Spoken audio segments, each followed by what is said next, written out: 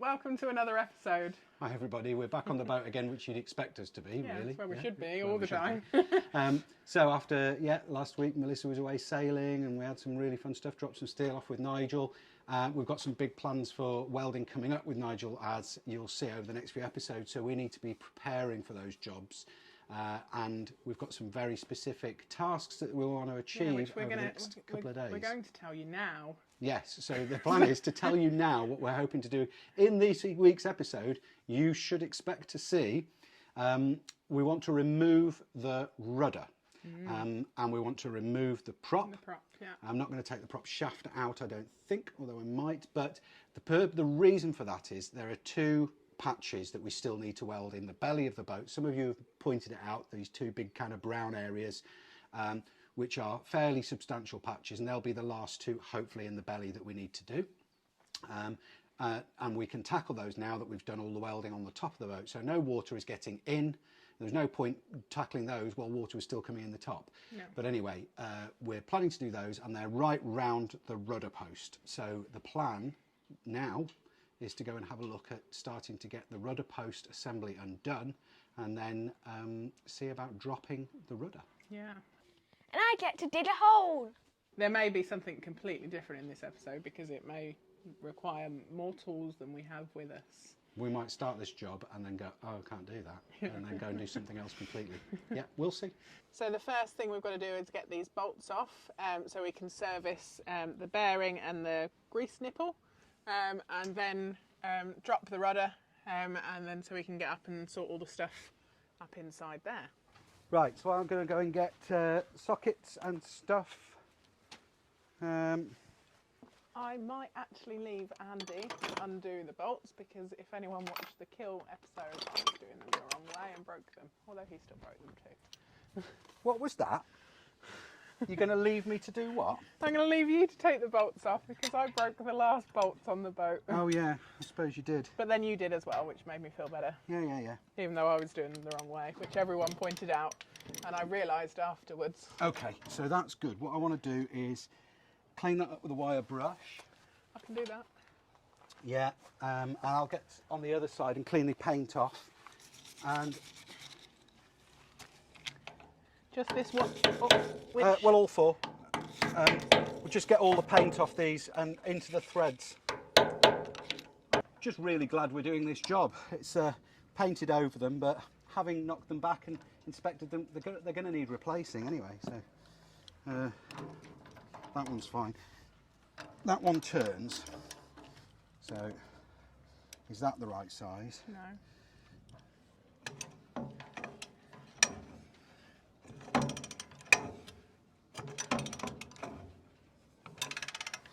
Try not to scratch my paint.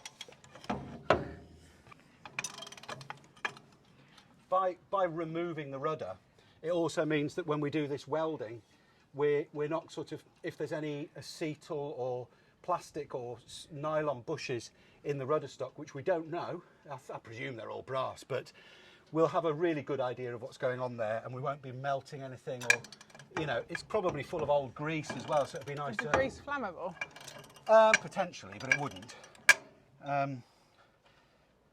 But yeah, we can replace all the grease in the rudder shaft as well. There's one. So do I need to keep... No. Well, you can keep winding. If it'll wind out, that'll be even better. One. So I'm the one... Push down, yeah. But what if I break it? If it breaks, then we'll just cut it off. Just ease it, that's it. Keep going. It's going. Woo. Hang on, you hold that there then. I think this one's likely to shear off. The bolt head on this side is completely rusted, it's disintegrated, so if we have to cut them off and have them through, it's fine, but we'll see what happens now. It's turning. Is it turning? Yeah. That's going to be problematic though, because... Can I get Mulberry somewhere? No good. So normally I would use a drift to drift these bolts back through. I haven't got a drift with me, or if I have, I can't put my hand on it, but that's where these screwdrivers come in handy. I often see a lot of people clouting screwdrivers with a hammer, and you shouldn't really, unless they're what's called a strike through, where the shaft of the screwdriver goes all the way through to the end. And these were dirt cheap. They were 15 £15 from Amazon, and they do break. They don't last very long, but they're fit for purpose. They last a while. When I knocked this last one out, the whole rudder could drop down a certain distance. I don't think it will drop because I think there's a collar at the top of the stock, but I'm just going to be flipping careful to be alert for any signs of movement. In fact, I tell you what, just in case, pass me one of those bolts back to put in one of the other holes, just in case, because we don't want any injuries. Yeah, that'll do. So I can pop that back in there, and then just in case it drops, which I very much doubt.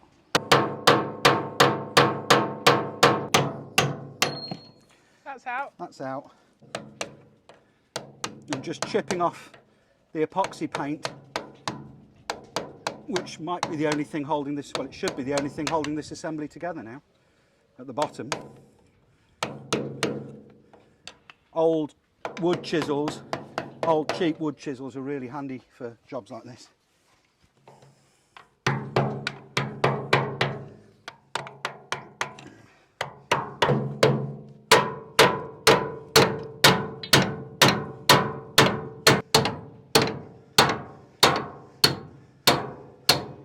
Andy, what? Do we not want to put something under it just in case?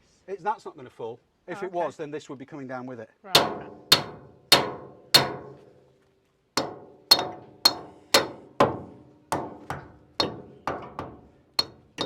Hey, look at that. Exciting. Look at that. And it's all in great condition. We can clean that up, put it back on, paint it, and job done. And even the bushing on the inside, that's beautiful. Lovely. I'm really happy with that. I'll probably take that grease nipple out and put a new grease nipple in there. But that's solid as a rock. How often are you meant to grease the nipple? Well, I would do it every lift out. Can't hurt. Right. Let's go and have a look inside the stuff up there. Cup of tea. Cup of tea. Cup of tea first. But while the kettle boils, let's just have a look at the state of the condition of the nuts and bolts on the top of the rudder assembly. Okay, so we've got 4 bolts here, which are the main cap, and then this one here, which I think is the main clamp which stops the post falling out of the bottom of the boat. So they've all got to come off. There's a big grease nipple there, so this will be great to be able to clean all the old grease out of this. This bit of the assembly here goes on the steering gearbox and pushes and pulls the rudder. And there's 4 bolts at the top where there's a casting with a bearing in it, and that's mega strong. So it's a really substantial, strong system, but taking it all apart, greasing everything and putting it back together won't do any harm, because the areas, there's a couple of patches right round the bottom of the rudder post here, where the metal is a little bit thin. You can see one here. So rather than patch it, we're going to take out a large piece here and replace the whole segment, because I've got Nigel's help for that now, which will be amazing. And of course, all of these horrible, nasty bits of angle, we've got new angle to go in there. But the nice thing about taking this apart is that we're going to know the steering system in and out, and know that we've greased it all and serviced it all, and just feel really confident with it. I'm going to put the cup back on, pop a couple of bolts through so that this can't drop and trap anybody's fingers when we're working on the inside. Okay, this is awkward. Not in the kind of awkward conversation way. Just awkward because I'm trying to find somewhere to mount the camera and film this properly. We were going to use the GoPro because it's got a beautiful wide angle lens, but I'm using the Sony, which has got a less wide angle lens, so I'm going to have to try and angle this so that you can see what's going on. This section that I'm undoing here is the rudder steering. It will be the equivalent of a quadrant on a boat with cables, but obviously we don't have cables, so we've got no rudder quadrant as such, and it just turns the rudder post on this pin. And the last bit that I've got to get out is this Allen key, because it clamps around the rudder post, which is a lovely way to do it. Hang on, and it's cast. It's a casting, so it's flipping heavy, and that's your casting for your rudder post. Lovely, I'm happy with that. That can go on there, that can go on there, and then hopefully this key should come out, but maybe not. Maybe the key goes up into there. What they've really cleverly done here is they've put locking nuts on these to stop them coming undone, but kind of pointlessly, because this is threaded. It's not a bolt, so by unscrewing it, both nuts are coming out at the same time with the piece of threaded bar. Not much point in that locking nut then, was there? There's a lot of the stuff on this boat is brilliant, really, really good. And some of it, you just think, who came up with that? This is where we need a wide-angled lens. Yeah, we need a wide-angle lens and a big lamp. And we haven't got either with us. We don't own a wider angle lens. Well, yeah, we need a wide-angle lens for the Sony. That would be lovely. It's one of those things that are quite expensive. The nice thing about the Sony, though, unlike the GoPro, is that it does deal with low light conditions really well. Yeah. And the GoPro just doesn't, does it? No.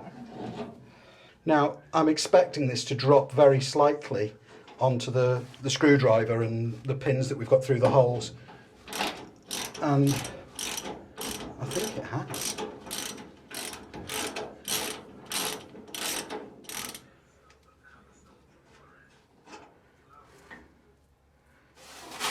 How do we get this woodruff key out then? I think that's got to come out. I don't want to damage this key, is the only thing. Although I'm sure Nigel can make me a new one if I do. There we are. Don't lose it. No, no, no. Lovely. Now we take the weight on a car jack, take the pins out, and it should just lower. If it does, if this works, then the plan is to jack it back up, put the pins back in, and dig a hole underneath for it to go down into. Now we've measured the length of the shaft, and we actually only need to dig down about 18 inches to get the rudder out. So it saves paying for a lift for the sake of an 18-inch hole that we can just fill straight back in.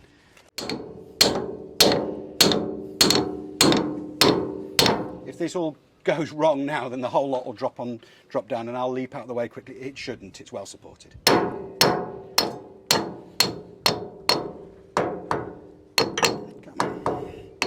Okay. Fingers crossed and well out the way. Nope.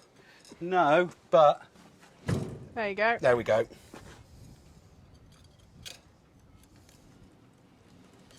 Okay, that's going to work. So we can jack it all the way back up. Don't fall off the jack. All the way back up. Watch your feet, you're not wearing steel toe caps. Yes, I know, my feet aren't under it.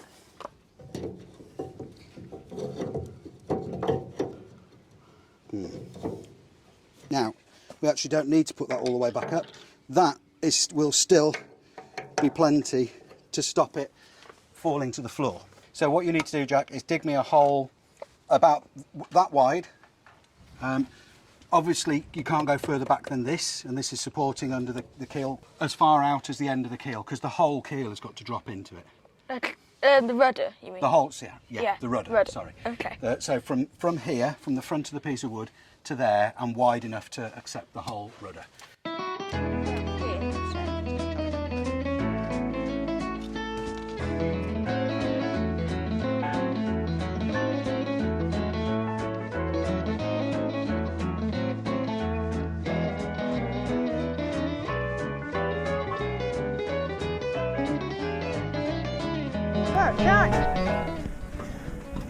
I definitely dug this all.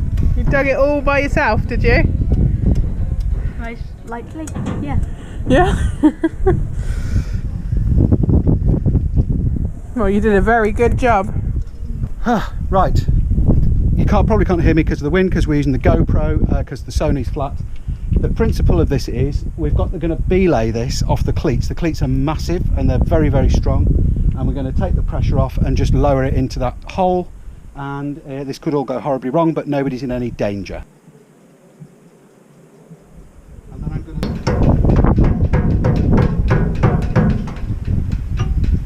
Okay, is that lowering down nicely? Go on, I'm not putting my fingers under it.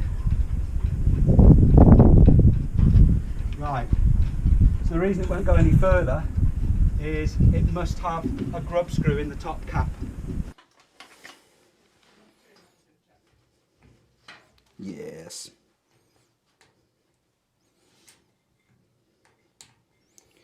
Come on. Right, so I'm going to lower it and see how low it will go. And it can't go any further than the block, but...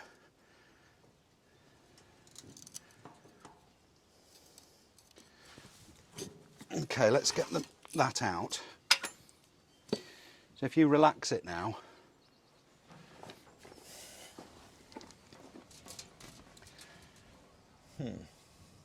so it is an interference fit and it's coming down. So what I'm going to do is protect it. I'm just using the car jack there to push the shaft out of the bearing. So I'm okay, it's good. I just want to make sure that it's going down in the right place. It's going to go down in the right place. Move you. Have you got the strain on the belay? Yeah. The other thing that's going to happen is when it goes, the jack's going to swing down into me. So I'm just going to prepare myself for that. Whoa. Here we go. Okay, lower it gently. Keep going. Have you got it on the rope? Yeah. That's perfect. That's so controlled. This is perfect control, people. And I'm also anticipating when it falls, I don't want it to jar and smack this to come into my face. So I'm just being prepared for that. Okay, lower a bit. Keep going. Keep going. Keep going. Keep going. Yeah.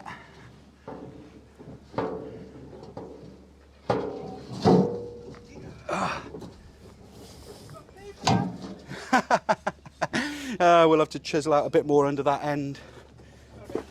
Let the rope slack. The hole was like 6 mil too shallow, so we've cut a piece of scaffold tube and we're just forcing that down into the hole ever so slightly. That should be okay now. How are we going to lift it out? Oh, it doesn't weigh anything. Oh, we're going to tip it, are we? Yeah. Just support it for me. That's it. Let me get the jack out. And then we'll move you out of the way. Bring it this way. That's what I mean. That was my question. That's not going anywhere.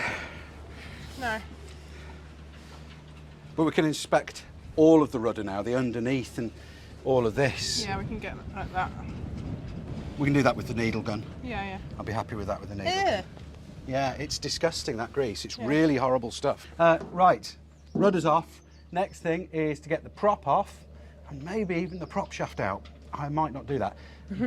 But first, cup of tea. While Melissa's popping the kettle on, I just thought I'd fill this hole back up because it's a trip hazard and because I was a Boy Scout and I was always taught if you make a fire pit, cover it up so that you can't see any evidence that it was there. I'm just leaving out some of the larger rocks, so if we do have to dig it out again, it's not so difficult. But I'm hoping we can put the rudder back on when we have the boat lifted to shot blast inside the keel box and double up that job. Tea has been drunk. Well. Melissa's still drinking her tea. I'm excited, so I've drunk mine quickly. The next job is to get the prop off and inspect all of that. It might be a complete palaver because I've got to get the prop nut off and that looks like it might be problematic. I'm going to put the boat in gear when I start trying to get this off. So let's get the split pen out and give this a tap, maybe get some heat on it. I'll go and get some mole grips and a hammer and a wire brush while you're doing that.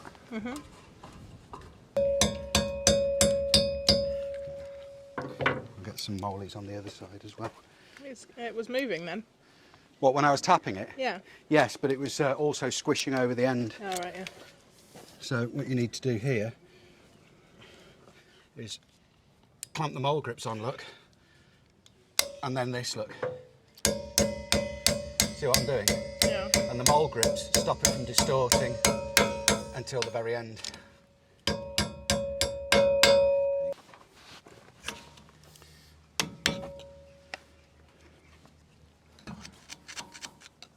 I don't have a big enough socket for this. In fact, I do have a big enough socket, but it's a 3/4 inch drive and my socket set is 1/2 inch. And I haven't got my 3/4 inch drive adapter with me, so I'm using the Stilsons, which I know is not best practice, but Yeah. So don't shout at me because I'm aware. You just want to explain why you've had to... Yeah, and we've blocked the prop up to just shock this nut loose because we have a Borg-Warner velvet drive, and if you put the boat in gear, the prop will still spin. So if you're wondering why I've done that, that's why. So the technique for getting it off is to support the prop with a piece of wood so it doesn't damage it, and give it a tap to slacken off the prop nut, and there you go. It's not that difficult. Oh, a bit more.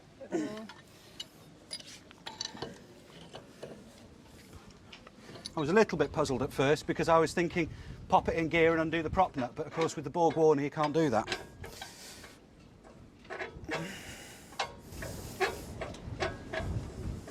Oh, it's getting windy again. Yeah. Prop puller. How do you get the prop off a boat? Well, you use a prop puller. This prop puller has been lent to us very generously by Victoria and Albert, Vic and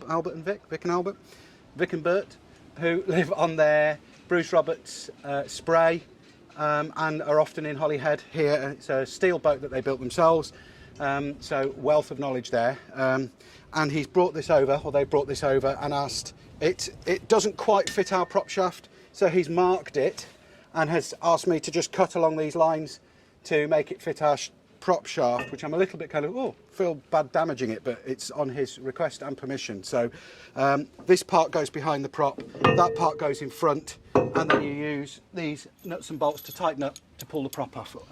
Watch this. Hold my beer and watch this. Thank you very much, Vicky and Albert. Yes, thank you very, very much. Extremely generous, and we'll paint it back up. It's painted, not galvanised, so we'll paint it back up before we give it back to you. I've finally got an air-fed mask for grinding and cutting. I'd really like one for welding, but I can't afford them at the minute. But on everybody's obviously keen for us to be safe, and we love that. And I wear as much PPE as I can, but I find that masks and goggles really missed up. But these air-fed ones are amazing. I got this one off eBay for £50, I think, or £80.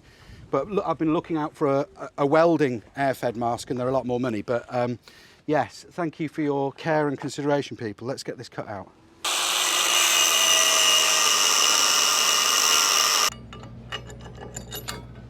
So, I'm just going to get the prop nut. Put the prop nut on just a smidge. All right. Yeah, the reason you put the prop nut on is because if you don't, and it suddenly springs, the whole assembly can fly off. And it can fly off with a degree of force, because it'll be under a hell of a lot of tension.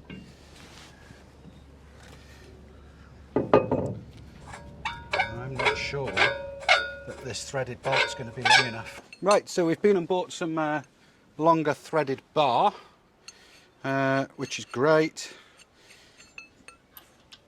It was only fractionally too short.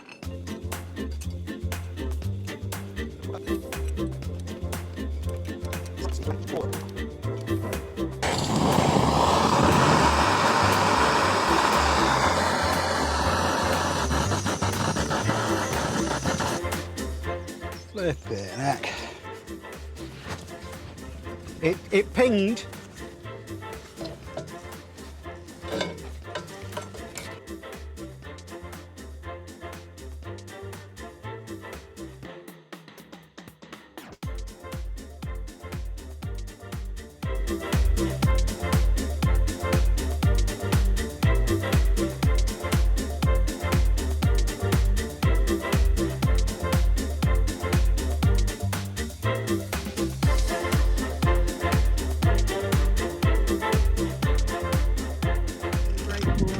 Oh, the prop puller. Yeah. Flipping it. Well, that's all you needed. It's just the proper tool for the job, isn't it? We would have had to make our own. Yeah, which I probably will at some point. But oh, there is a woodruff. This is a key. We got it. We got it off. Look at that. It's a tapered shaft, but it's got a key on it as well with grub screws in the key. How amazing. Prop is off, people. The prop is off. Cup of tea. Well, this was absolutely brilliant. I've never seen this before. There's a woodruff key in a keyway, set in a keyway, as you'd expect, to enable me to get the cutlass bearing housing off. But there's two holes in it which are threaded. Which Melissa noticed. I thought they were grub screws, and I was trying to undo them with an Allen key, and then I thought, no, there's no Allen key that fits that. But then Melissa noticed, her eyesight's better than me, noticed they were threaded, and I thought, I wonder if I put a couple of M6 screws down the inside, and hey presto, the M6 screws push the key out. So now, one cutlass bearing housing, we can now get that off, get it sandblasted, get it refurbed, and Nigel can tackle this. This is just going brilliantly. Right, everybody, we're done. We're going to do something on the way home, which I'll tell you about in a minute. But let's just do the board of jobs. The board of doom. Jack, can you please go to the rudder and prop section and take off the first one on the list and pass it to Mum? What does it say? It says disassemble rudder post. Disassemble the rudder post. That's done. Done. Next. Disassemble the rudder gudgeon. Is that done? I do like the word gudgeon, Nige. Yeah. Gudgeon. Yeah, pull that off. That's done. Okay. Move rudder, definitely. Remove the rudder. That's Remove done. the rudder. Move prop. Remove the prop. That's been done. Yeah, and thank you, Vicky and Bert, for the prop Thank puller. you, Vicky and Bert. Yes, we will return your prop puller. I want to paint it before I give it you back. Remove the cutlass bearing housing. Done. Done. Good. Board of doom is feeling good. Refurbish and balance the prop. We're going to take it now to a prop refurbishing place in Carnarvon. So over the end credits now you're going to see a little bit of footage of us dropping it off. So don't go away because that could be quite interesting. Put that in doing. Put that in doing. Now fabricate this next lot. Fabricate a new housing for the cutlass bearing and refit everything. So that's to come. So we've done 1, 2, 3, 4, 5 red jobs and 1 red job doing. So that's fantastic progress for 2 days. That's awesome. So thanks very much for watching, guys. As always, please remember to click subscribe if you haven't subscribed. I reckon about 80% of the people that watch our channel are not subscribed, and it really does help the channel if you can do that. So just click the subscribe. You're going to want notifications for next week because there's going to be some sailing. Yes, sailing. Oh, yes. Lots of sailing coming up in the next few episodes. And if you like the video, click like, and if you want to leave us a comment, please do. There's lots of stuff to comment on in this episode. But in the meantime, thanks very much to everybody, especially our patrons and supporters. And thank you. Thank you. Bye, everybody. Bye.